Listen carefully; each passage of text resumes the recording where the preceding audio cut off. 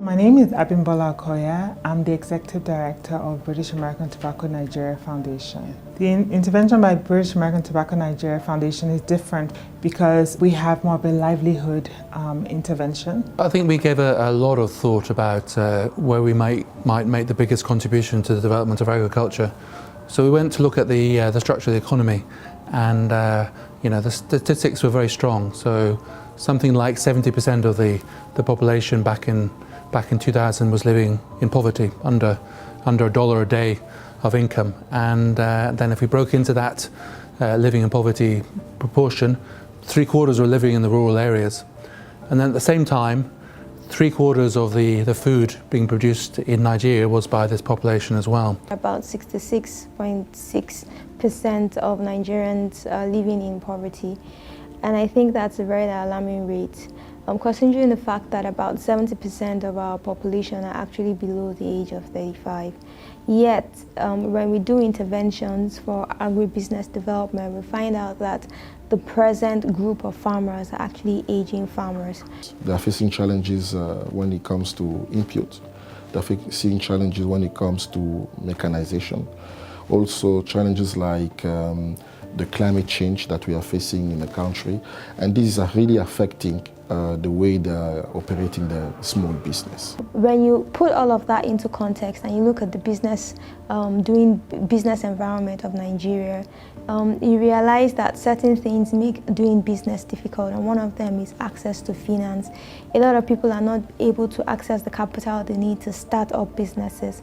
And even when they start up businesses, they're not able to access markets or reach out to people who they can sell their produce to.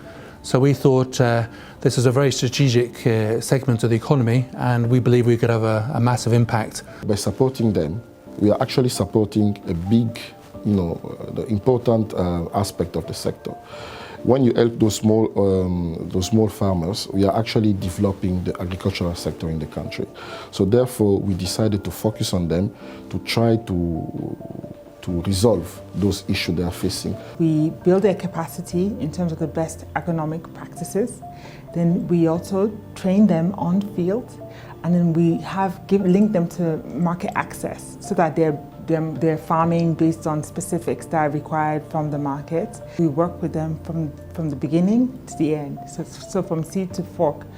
So that way when they have harvested, it's easier for them to sell and make a reasonable profit from it as well. We've also looked at the issue of the aging population in farming, and our interventions bridge that gap.